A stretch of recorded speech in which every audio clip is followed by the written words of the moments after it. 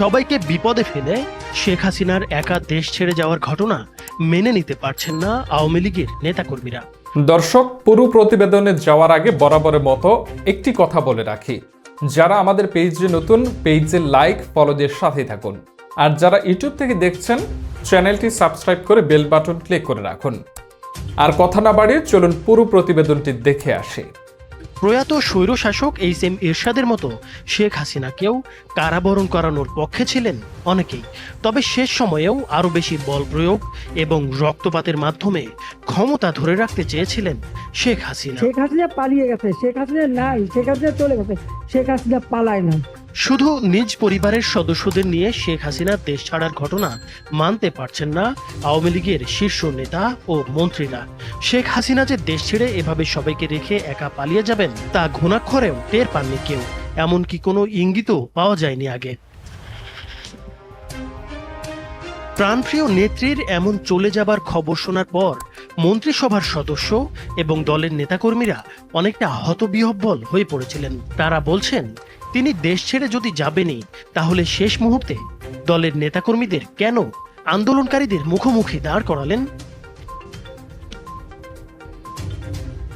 আওয়ামী লীগের সংসদ সদস্যরা ক্ষোভ প্রকাশ করে বলেন, শেখ হাসিনা দেশে থেকে কারাগারে গেলে দলের নেতাকর্মীরা এতটা বিপদে পড়তেন না। তিনি আরো বলেন, প্রয়াত স্বৈরশাসক এইচ.এম. এরশাদের পতন হয় গণ অভ্যুত্থানে, কিন্তু তিনি দেশ ছেড়ে পালাননি, বরং জেলে গেছেন। শেখ হাসিনা দেশের প্রধান একটি রাজনৈতিক দলের নেতা হয়ে কিভাবে নেতাকর্মীদের রেখে বিদেশে চলে গেলেন, এটা মাথায় আসছে না। মুক্তিযুদ্ধের নেতৃত্বে দেওয়া দল আওয়ামী লীগের এমন বিপর্যয় হবে তা মেনে নেওয়া যায় না।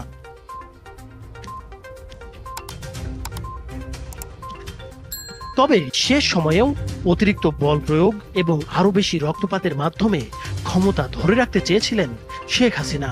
পালিয়ে যাবার আগে গতকাল সকাল 10:30 থেকে প্রায় 1 ঘন্টা রাষ্ট্রীয় বিভিন্ন বাহিনীর শীর্ষ কর্মকর্তাদের চাপ দিচ্ছিলেন তিনি। পরিস্থিতি যে একেবারেই নিয়ন্ত্রণের বাইরে, সেটি তিনি কিছুতেই মানতে চাচ্ছিলেন না। নিরাপত্তা বাহিনী কেন পরিস্থিতি সামাল দিতে পারছে না, সেটার জন্য ক্ষোভ প্রকাশ করেন তিনি। শিক্ষার্থীরা আইন শৃঙ্খলা রক্ষাকারী বাহিনীর সাজোয়া যানে উঠে লাল রং দিয়ে দিচ্ছেন, এমনকি সামরিক যানে পর্যন্ত উঠে পড়ছেন। তারপরও কেন আইন শৃঙ্খলা বাহিনী কঠোর হচ্ছে না, সেটা নিয়েও ক্ষোভ প্রকাশ করেন তিনি। এছাড়া বিশ্বাস করে এই কর্মকর্তাদের শীর্ষ পদে বসিয়েছেন, সেটাও তিনি উল্লেখ করেন। এক পর্যায়ে শেখ হাসিনা পুলিশের আইজিপিকে দেখিয়ে বলেন, তারা তো ভালো করছে।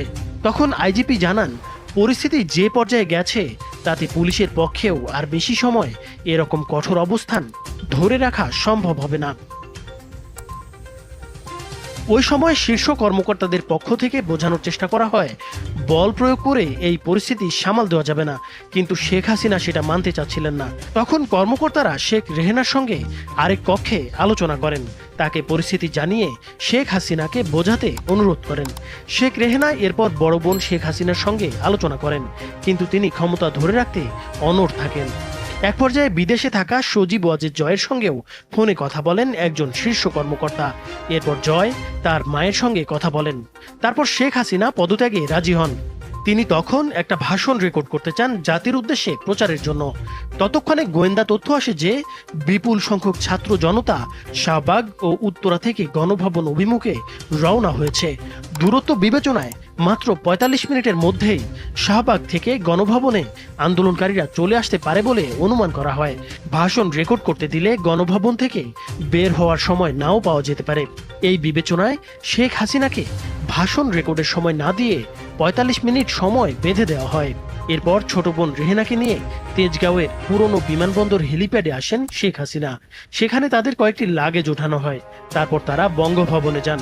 সেখানে পদত্যাগের আনুষ্ঠানিকতা শেষ করে বেলা 2:30টার দিকে সামরিক হেলিকপ্টারে করে ছোট বোন সহ ভারতের উদ্দেশ্যে উড্ডয়ন করেন শেখ হাসিনা। এর মাধ্যমে 1.5 দশকের স্বৈরশাসনের পতন ঘটিয়ে নতুন ইতিহাস গড়ল বাংলাদেশের তরুণ সমাজ। প্রিয় দর্শক, এখনকার মতো এ পর্যন্তই। প্রতিদিন এমন নতুন নতুন ভিডিও পেতে আমাদের পেজে ফলো দিয়ে রাখুন এবং ইউটিউব চ্যানেলটি সাবস্ক্রাইব করে বেল বাটন ক্লিক করে রাখুন, যাতে পরের ভিডিও মিস না হয়ে যায়। দেখা হবে পরের ভিডিওতে। সে পর্যন্ত ভালো থাকুন, সুস্থ থাকুন।